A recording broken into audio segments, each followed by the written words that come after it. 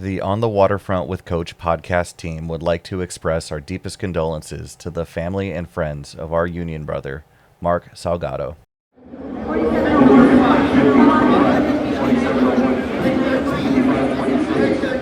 right, everybody, welcome to the show. You're listening to On the Waterfront with Coach. I'm Marina Hernandez, here with my dad. I'm Coach. Welcome to the show. Dad, Vivian won. Oh, I'm so happy that she won. She got a lot of support from the ILWU. She's going to do so great. So she's Long Beach City Council, District 7. Okay. She won in a landslide. Right. And we had her on our program twice, so I feel honored. I mean, I don't want to say we have anything to do with it, well, but you never know. We have quite a few viewers now, and maybe that, they saw Vivian's. Did Tim win? Oh, yeah, with landslide. Dad, I think we're the podcast you need to go on if you want to win some political office. Yeah, Tim McCosker. He's a great guy. Yeah, definitely. Great guy. So Bloody Thursday's coming up. Mm-hmm. And actually, I'm volunteering. I'm helping to plan the Kids Zone. Oh, nice. Yeah, so I met with David Samperino. He's the chair for the Bloody Thursday. Okay. And actually, it's not a picnic like it typically is. It's a rally. So, it is not a picnic. It's not a picnic. It's a rally. Last year they did it like, I forgot what he's called it, but it wasn't at a park. Okay. This year it's not at a park. I think they're hoping that the next year it will be. The reasoning that he gave me, which makes sense, is it's on the heels of the election. Okay. So it was just a tough time for one president to come in and the other one to come out and to have it planned. Right. Because you got to get permits for parks and stuff like that. Right. They're still having the softball game, so that's at a park. Bowling or what else? Horseshoes. Okay, horseshoes. How do you feel about horseshoes, Dad? Would you want to do it? I'm not that good. There's a few guys they practice at the park. And I think we should form a team, Dad. We should. Would you do it? Yeah, I'll do it. You will? Yes. I'm going to sign us up. Sign us up. Okay, Sign us up. It's on June 26th. Okay, sign us up. We're going to do it. Is it just two people? Is it like a team? Okay. It's a team. So it says 50 per person, 100 per team. Okay, no problem. Let's do it. I'm down for it. You're down? Yeah. Okay, we're doing it. We're doing it. Yay. Okay, I got to Zell this guy. All right, cool. Do you know that's probably going to be one of the first events? I've been down here a long time, right? Yep. And my brother Bobby, which he got in 1963, he would go to they would be at the park. It'd be at Peck Park or some park. Uh-huh. Well, I've never been to one because at that time there was a lot of drinking going on, which is fine. Yeah. But then what happens when you start getting drunk? Well, you start getting a little rowdy. What happens then? Then it ends up in fights. There used to be fights all the time. But it's a whole different situation now. At that time, it was mostly guys that bring their wives or their girlfriends, or sometimes they bring their children. But now we've got a variety of different people. Yeah. A lot of women that are down here that really keep it calm. I think they keep it calm.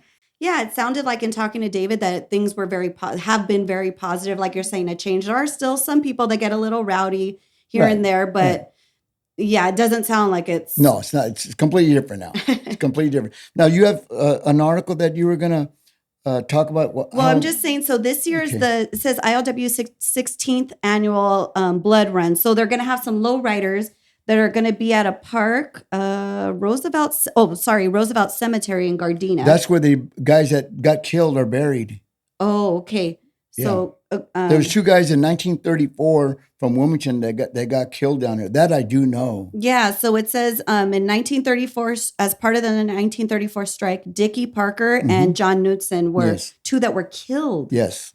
Killed to defend your job. Right. That's wild. That's so I'm glad that that's the whole thing of Bloody Thursday is to honor, remember that. Yeah. We have soldiers that go out there to protect the whole nation. And here's two guys that lost their life to protect the Union. So it's very important. I think a lot of, I have my notes here in my hand because it started in San Francisco. The strike started in San Francisco. Yes. Two men there lost their lives, Howard Sperry and Nick Bordeaux. I hope I'm saying that correctly. They were murdered there, killed there. And then we have our 2 brothers that were killed here. So Right. I'm glad that we're honoring and remembering Right. the long-standing tradition. Right. We've got to keep that. Mhm. We've got to, wow, this union's what it stood for. And, people lost their lives to keep this union. And it's up to us, everybody here, to keep the union strong. Yeah. On the show, we have Jeremiah Yescas. Jeremiah, I've known since elementary school. And so he's on the show to talk about a lot of things, but mostly his recovery. He went through the drug and alcohol recovery program. He's the first guest who has been through that. So it's going to be really cool to hear what that process is like and what his story is. Right. He shares a lot of good information that will help all the brothers that are maybe in his situation that, this union will not let you down. They will protect you, give you all the opportunities that other companies probably will not do. And I know I went to school with his dad, Richard. Hey, Richard. Richard. And his mom. Great family. Yeah, Great that's family. so cool. I love that. Yeah. Very tight-knit community here in Wilmington. Oh, yeah. Wilmington and on the docks. Tight-knit On the community. docks. Wilmington and the docks are one and the same. Sure. All right, you guys, let's get to it. Okay, I've got them filming. All right. Jeremiah Yescas, 134771, whole board Nightside. Jeremiah and I went to elementary school together. We're in I don't know, maybe a lot of classes together. There was quite a few. Yeah. Did you find the yearbooks yesterday? No. Okay. But I will find them and I'm going to send you some photos. My mom has them. I was going to look for them too. Oh, Yeah. okay. So what I remember about you is you were a little bit silly, like a little bit class clownish, but also very sweet. I remember you're like a very sweet person. Yeah, that seems about right. Yeah? Yeah? I'll take that. Do you have any memories of me? I'm like scared to ask, but...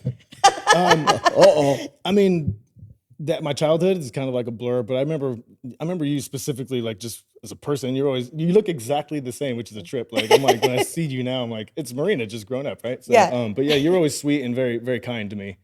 People tend to were like mean to me at that school. So like, I Really? remember the kind people. So yeah, I Oh. remember you're always genuine and nice. So Oh, thanks. Yeah. I know a lot of people say that I look the same. Yeah. I'm like, how did you know it was me? They're like, Marina. Like, you look exactly the it's a same. trip. It's cool. I guess a compliment, I guess. It is a compliment. Yeah. And then, Dad, you went This to is school. this really is special guest that we have here because I went to school with his mom and dad.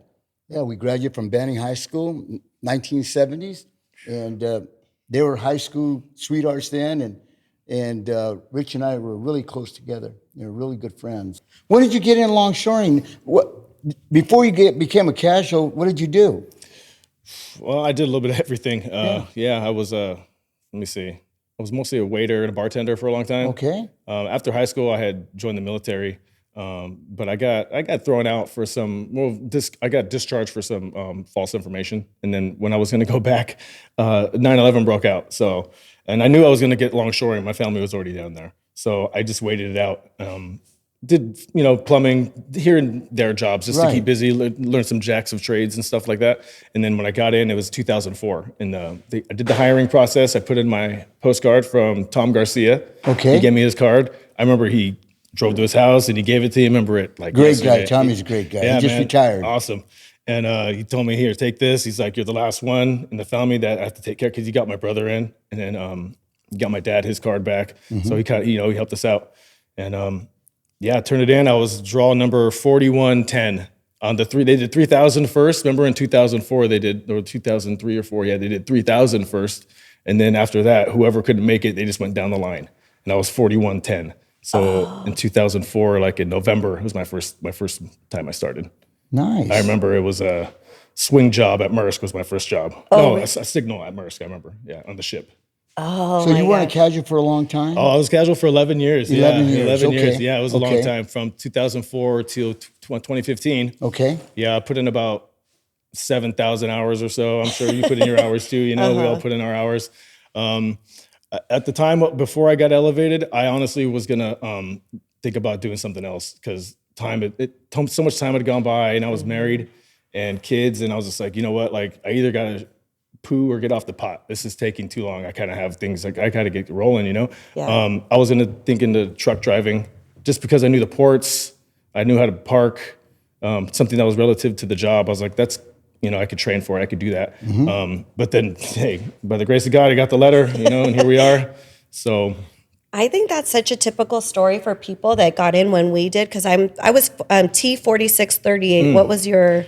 Zebra 4522. Yeah, so those 45, 46s, Dad, I felt like it, because it took so long, there were people that were kind of just like on hold, like, should I wait and do this? Should I explore something else? Because these are also like grown men too that are like, we're in their 30s, 40s, 50s, supporting their family as a casual. Right. Yeah. So there were a lot of choices that had to be made. So I feel like people that stuck it out and then are now being registered, it's like they really wanted to be a longshoreman, because there were so many roadblocks along the way that would have been easily been like, you know what, I could try to do something else. Right. Yeah. Right. Plus, I figured I had so much time already. Like, you figure you put that much time in. I can't go. Like, I wanted to see the end. I'm like, man, I can't let this go. Like, Right. I put so much time and effort into it. And, I mean, the juice is worth the squeeze now that we're here. But Right. it was hard to get here, though. Like, It sure was. Yeah, it was a fight. Well, I get in February, then I'll be. Yeah. I know, finally. Congratulations. So close. Thanks. Yeah. Get in. You're talking about the audience that doesn't know. Get in. So yeah, explain. Yeah, get in. She's been a casual for 5 years and No, well, casual no, for I mean, 17 years. 17, but an ID for 5 years. So that's Class B. So Class B. I don't have the full. I don't know how would you say it? Full This is privileges. no, this is your. It's a probationary period. Probationary period. Yeah, A 5-year probationary period. Yes, that's what ID is. After my 17 years of pre-probationary Proving period. your worth. You gotta prove yourself first. How many times you gotta prove? And then you gotta do 5 more to prove yourself to get a book again, or another A book. But you're in. But you're there. But you're But in. Amen. That's right. But you're in. So are you? You're an A book. I got on the whole board in November last year. Yeah. Okay. Yeah, it was not bittersweet, but it was like, I need to set new goals now. I've been trying to get here a long time. So it was a good thing, So it just made took a lot of anxiety off of me. You go to the hall on the BUTR board at night, like you can't really always get what you want. You kind of have to jump around. So it's nice to be able to get and have some consistency and like a reassurance of what I'm going to get. That makes a big deal to me. Yeah. So I talked to Jeremiah even before our first show came out. I was like, hey, he's like, how, same day that we saw him, that I saw him. And he said, what are you up to? And we were just about to record our first episode. And I told him, oh, me and my dad are recording podcasts. He's like, oh, that's cool. I'd love to come on and be a guest.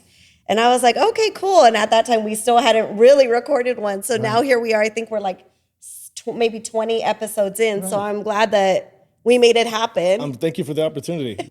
So you wanted to talk about your journey into sobriety, right? That was one of the things that you wanted to talk about? Sure, yeah, if we could talk about that. Okay. Always open to talk about that. All right, what go would ahead. you like to know? What would you like to start off at? Down here on the waterfront? Right. So you were involved with Jackie Cummings. How did that work? So when I realized I had to seek some help for alcoholism and addiction, I went to Tamiko at the time. Jackie had stepped down. So Okay. I'm not sure Tamiko was the last name, but Tamiko was running the show. And I think she still might be. So I went to her, and she's real straightforward. She doesn't pull any punches. Lets you know how it is.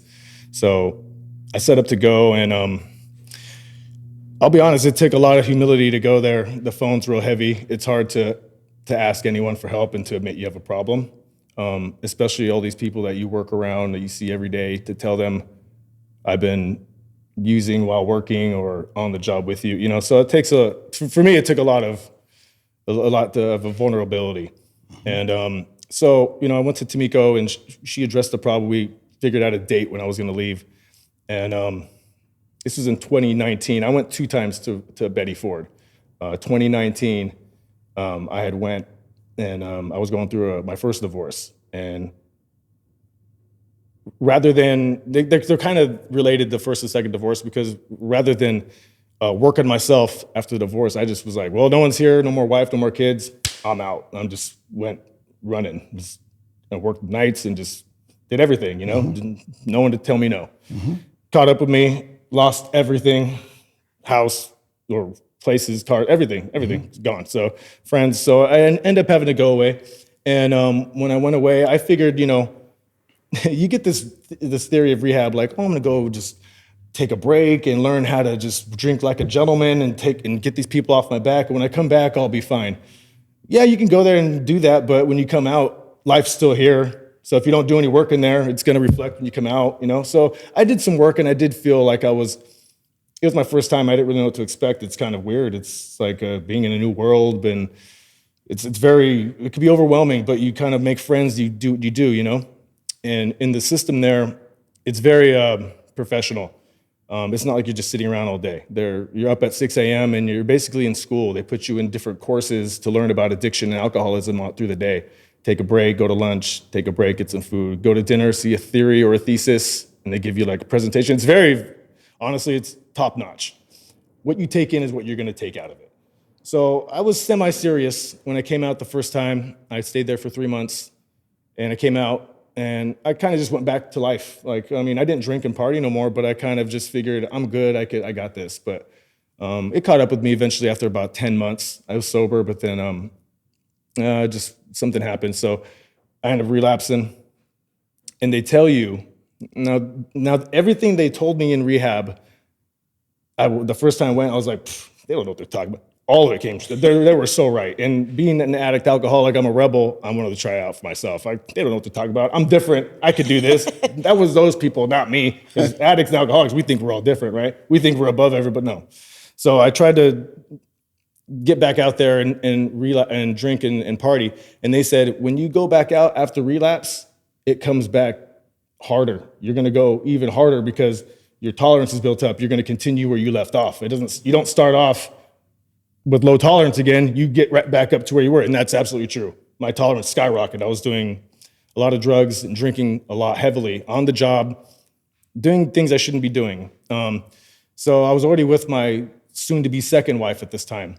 And we had a falling out, and she said, basically, if you want to be with me and get married, you got to get clean. Can't have this. And I mean, I already knew I shouldn't do this for someone else, but I needed it. I knew I was like, yeah, I need this. My life had spun out of control. It was getting pretty serious. I was living in my car. She threw me out of the house. My parents cut me off to protect me.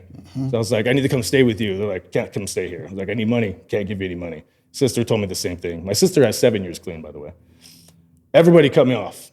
Can't help you. So how did that feel? Was that really hard for you to process? Yeah, it was. Or did you understand where they were coming from? I knew where they were coming from because you can't enable me. I was more questioning, like, how did I get here? Like, I didn't question their protecting me. The disease in me would try to, like, why would you do this to me? But that wasn't really me. So anyway, I knew they were protecting me. It made me feel really isolated, and I felt hopeless. It felt like I didn't have anyone to fall on, anyone to protect me from myself.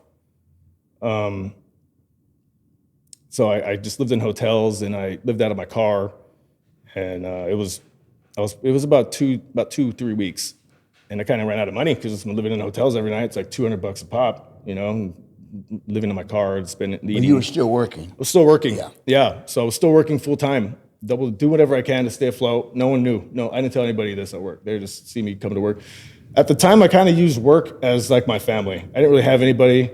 So that's why I liked Costco. I know everyone there. I was really friendly. Cause that's why I like working with my people I work with, because they made me feel very good at work. At work, I get a sense of pride and confidence because I'm accepted. They look at me with respect. So the addiction goes away when you're when you get a little reassurance and some love. So anyway. And also doing something of value. You're absolutely right. Like, yeah, for purpose. Purpose, yeah, exactly. Yeah. I think that's what it came down to when I was losing my family both times. I just felt no purpose, so I just would drink, to fill the void. But anyway, so as I was saying in the story, I lived out of my car. When I went back to rehab, I was ready. I was like, I'm ready. Like, I can't do this no more. I don't want to do it anymore. It wasn't fun. So when I went to check in, they already had my info. I had called and told them I was coming, and they tell me, I made arrangements so I can live in an outpatient program where you don't have to live on the inpatient side. Inpatient, outpatient, it's like inpatient's like a dorm. You live on campus, you're real strict rules, can't do anything. Outpatient, you kind of come and go. I was trying to just get the easy way. And they told me, no, you can't go there, you have to go straight here. So I left again. I slept in my car for like a few days and I just didn't want to go. And then, man, I remember waking up and it was raining real hard. It was really cold.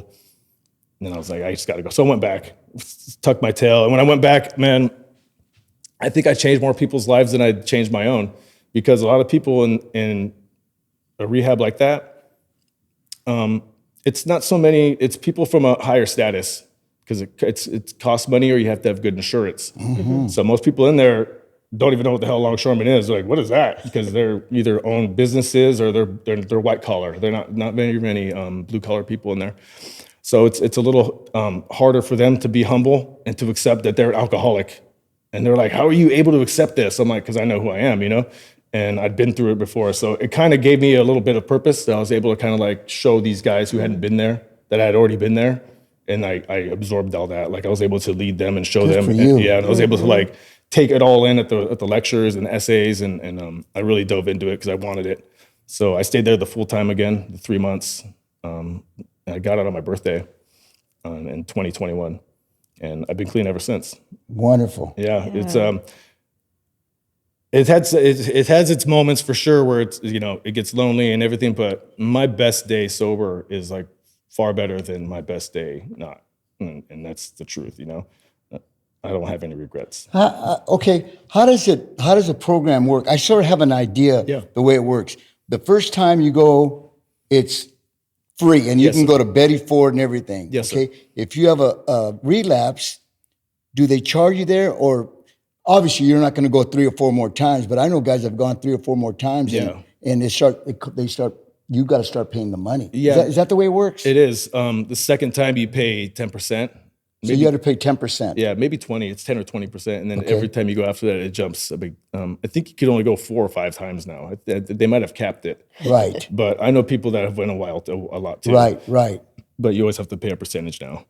Right. Mm-hmm. But to go to Betty Ford, it's a lot of money. Yeah, just a person off the road, off the street, and our union pays for that. Mm-hmm. Well, do you feel like because there's a long history of, for example, we had Valerie and her dad. Oh my gosh, I'm forgetting her dad's name. Buddy, do you remember Valerie's dad's name? I forgot. I'm sorry. But last episode, what? Donald. Thank you, Donald. I was going to say Dominic. He talked about, and you've talked about, one of the first things that would go on to the ship would be an ice chest. It was back in the days. It was bad. So do you feel like there's a... Oh yeah, young guys that got in, sometimes they get sucked into all that. When you get in young, even older guys. I know older guys that got in, but at that time when I got in, I mean, the first thing that went down the hatch would, your cooler with beer. Yeah. And it was drinking all the time. It was like industry standard for longshoremen. Yeah. And it's changed. All that has changed. I've seen it. It's changed. Yeah. The way, there's no drinking on the job that I see. Although there was one incident, I was going to ask you this, did a boss or anybody ever say, hey, Jeremiah, I think that something's wrong, or no, did they ever say anything? Or you were able to? I'm really good at it. Yeah, you were good at it. I was doing the drugs I was doing would keep you up. Yeah. So like you couldn't tell. You know, like do drugs for alcohol for a long time. You kind of people just, like you said, you're always you're like, if you're up and kind of uppy already, and you just act They're bubbly. like, oh, that's him. I mean, to be honest, that's why I got into acting recently. Because I'm like, dude, you're an actor. You could play the part. I did this shit for years. I'm like, go to work faded. Like I could act sober, and no one questioned me ever. Wow. And not to say I came in like messed up or anything, but I mean, no, I never got anything asked. Also, too, at the time, it was right when COVID hit, so you had to wear a mask. Right. And I kind of used that. I was like, you know what? They can't even smell me. They can't see me. They just see eyes. Like, I mean, my disease was had me living in lie and living in fear. I was lying to myself, lying to others, hurting myself, hurting others. So I'm happy that I don't have to do that no more. I could just be true and genuine and present myself, And that's what I've noticed about sobriety was people that when they quit it, like they'll try to get sober, and they stop. It's hard to get sober. I've done a lot of sports. I've done a lot of things in my life. It was no doubt the hardest thing to do, because you have to deny your flesh what it wants, deny yourself what you want. You have to rewire your brain. And that's where I was going with what your dad was saying about the cooler and the ice chest. Working in this industry for a long time, you get a belief system down here. You think things are a certain way, right? I'll give you an example. When I used to drink in the morning, I drink in the mornings, that was days. I drink before with the boys in the parking lot, longshoreman breakfast, right? It's a theory. Why? Because we think we can, right?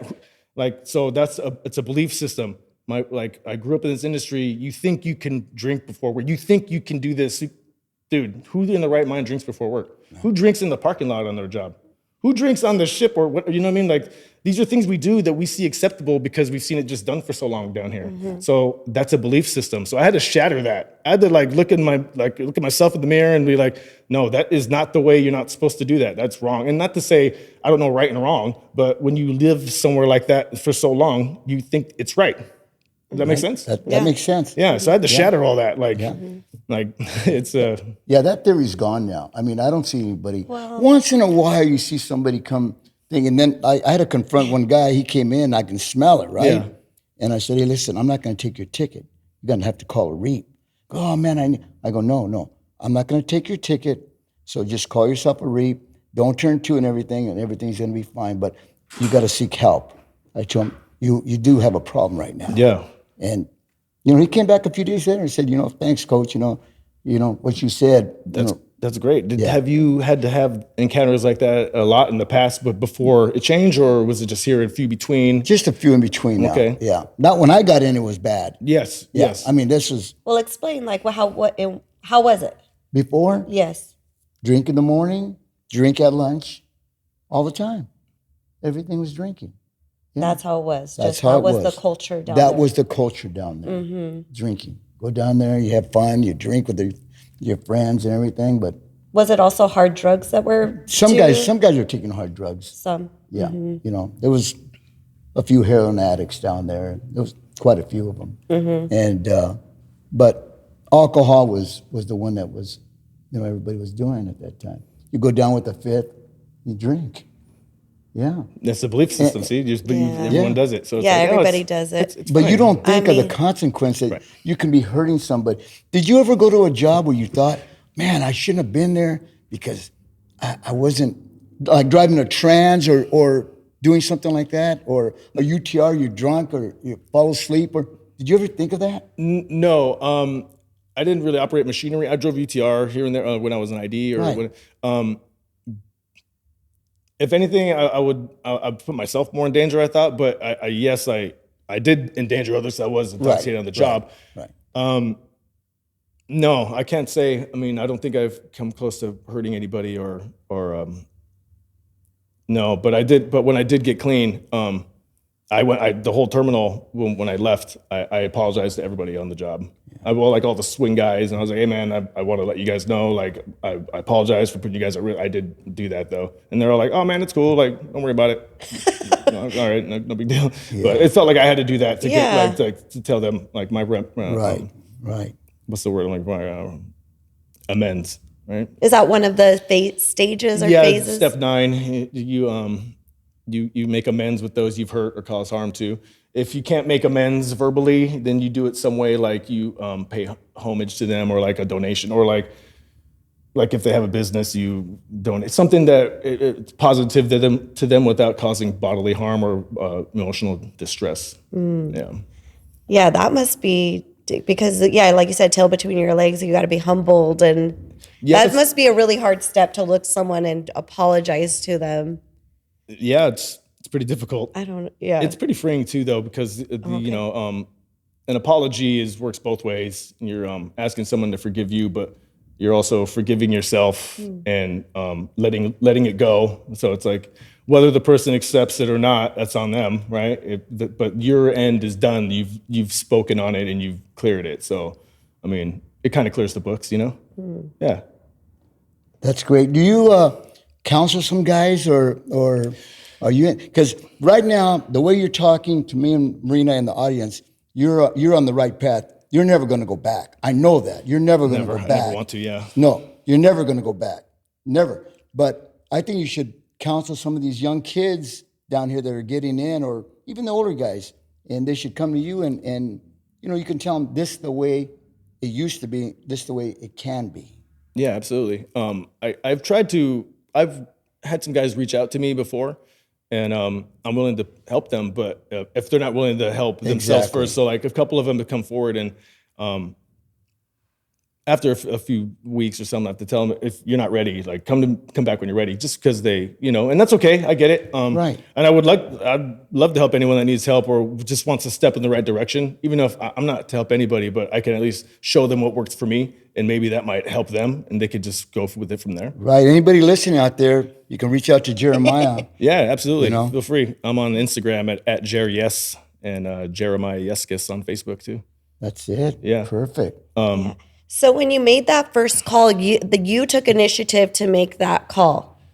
Well, yeah, I kind of had to be pushed there, to be honest. I was, it seems to be that God works women through me in life like that, to get women to make me move, because that's what I'm a sucker for.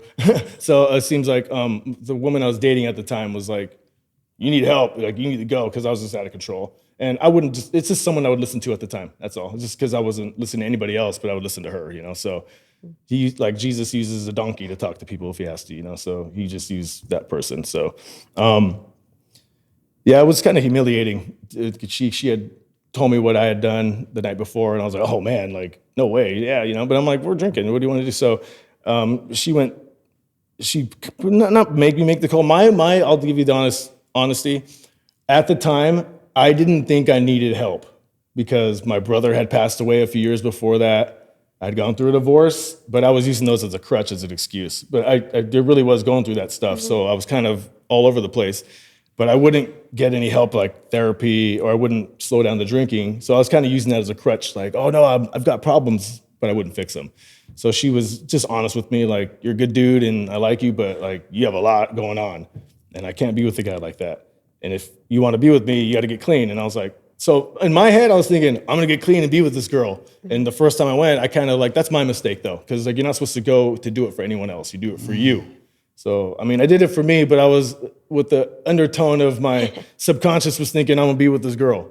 And she came out and visited and we talked, but then when I came out, she was like, you're not the same dude anymore, which is, honestly, this happened a few times where they're like, you're not the same guy no more. Yeah, duh.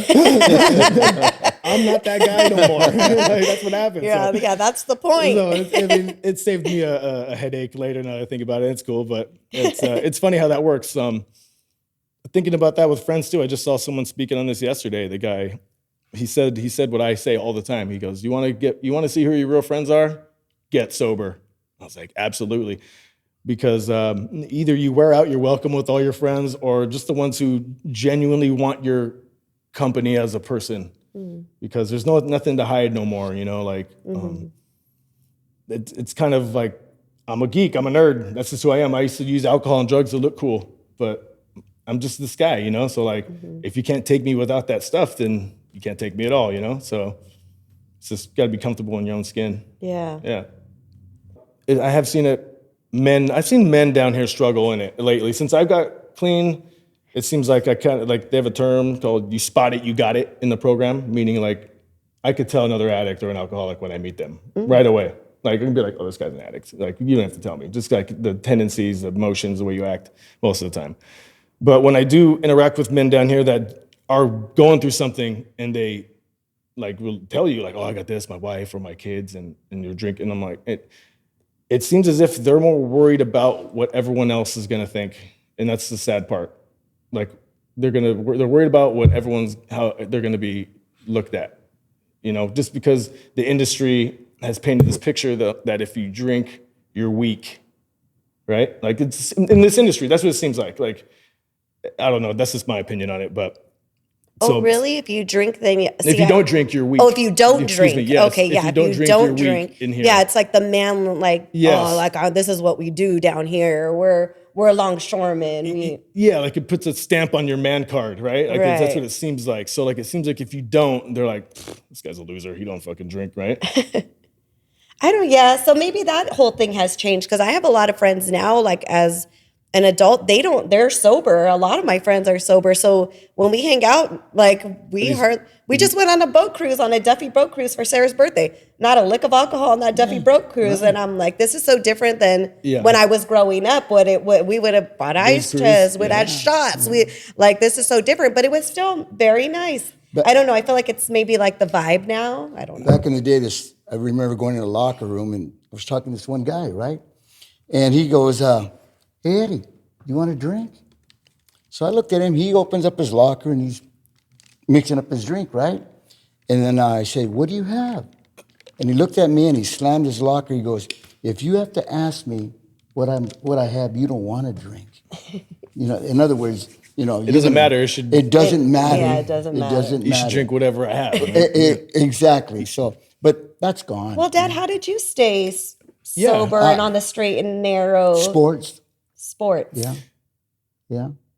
Because you were down here and you're how old were you when you started down here? 26. And you look like you take care of your health too. Well, I try to. Yeah, you look, it's like most guys let themselves go overage. So you look like you're still capable. That's good. Yeah. I can see it. I mean, That's true. I drank a little bit, but not overboard and stuff like that. Yeah. I wouldn't stay there and drink, in the parking lot or anything. I would just have a beer and that would be it. One beer. I knew my limit.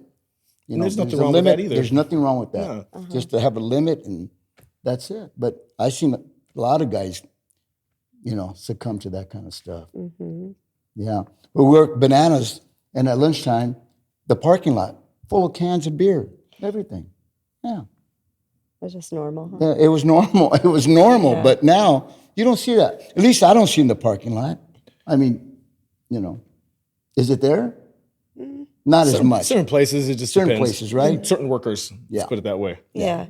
I know the guys. The lashers always get it, But because also you're working. I mean, I even had a beer after I lashed like 4 hours, and I was like, I came out I think because my adrenaline was pumping so hard, and they were drinking beer. I was like, I'll take one because I need my nerve. I don't know. I was just so hyped up. So but I had you're a right. beer The lashers, when they come down, they're working hard they're in the gym for 2 hours, 2.5 hours. They're coming down. Hey, swig a beer. Yeah. Yeah. I'm not gonna, I'll still look at them sometimes. I'll be like, oh man, but I play the tape through. How do you? Because we're down here. So how do you navigate through that? Well, in order to get over drinking, I had to stop identifying with it. So I don't identify with alcohol no more. So meaning, it's not something that's going to get me because it's something I don't desire. So once I took the desire away, there's no identification that can make it's not gonna be like, well, it's a hot day, or I had a hard day, or this girl broke up with me, or none of that's gonna make me do that. So I just, like I said, play the tape through. There's certain things they teach you, like play the tape through, meaning where you'll go with it. So basically you just visualize, if I drink that beer, what'll happen? You're like, I'll go this, I'll do that, and I'll be like, oh, I can't do it. Yeah. Or play the tape through your past, because drinking always looks good. I'm not gonna lie. I'll see a guy drinking a cold beer on a hot day, and I'm like, I'm out the water. That looks good, but I know what's gonna happen if I can't have one. So it's just. I think it's just more. I think people get it. My friends do. How do you do that? I'm like, hell, man, I don't want to lose my life again. It took so hard to build this back up again. There's no more effort in that.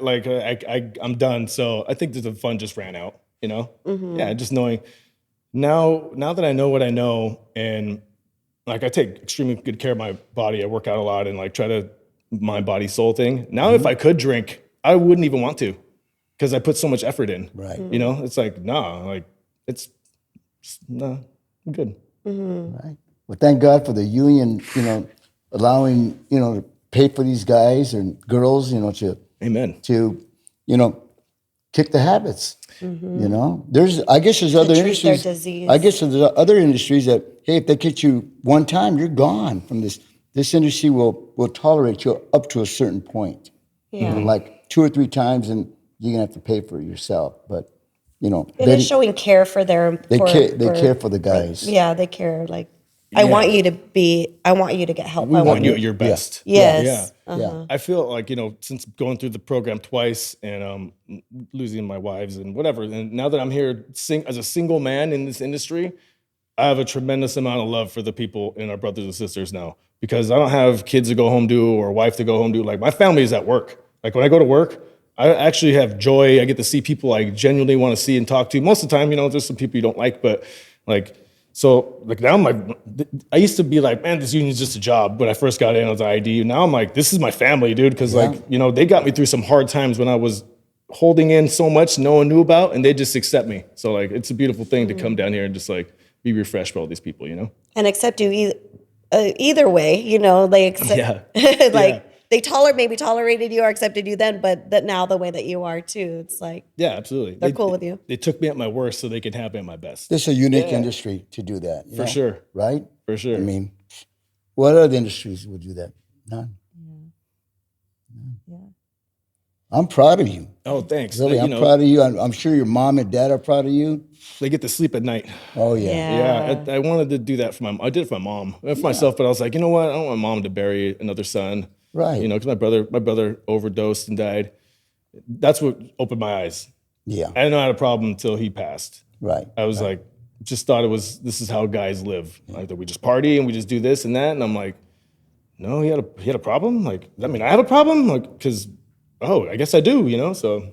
Yeah, I do remember your dad sharing that with me and stuff like that. He took it pretty hard. Yeah. So, but I'm sure right now he's really proud of you. I know he is. Thank you. I know he is. Well, thanks for sharing that. Well, thank you for letting me. It was quite the experience here. I like it. It's nice. Yeah. I mean, that was, you really opened up. I really appreciate that. I think it's important for people to hear down here for sure. Yeah. What he's gone through, what the union's done for him, and he's a great longshoreman now. I just want to say for any of the gentlemen out there, women that are listening or watching, if you're having issues or you don't know who to reach out to anybody. It gets heavy and life gets hard, but there's always someone to listen. There's always someone to go to. There's always a phone number to pick up. Just don't hold it in. If you have a problem, reach out. Thank you. Thank you guys.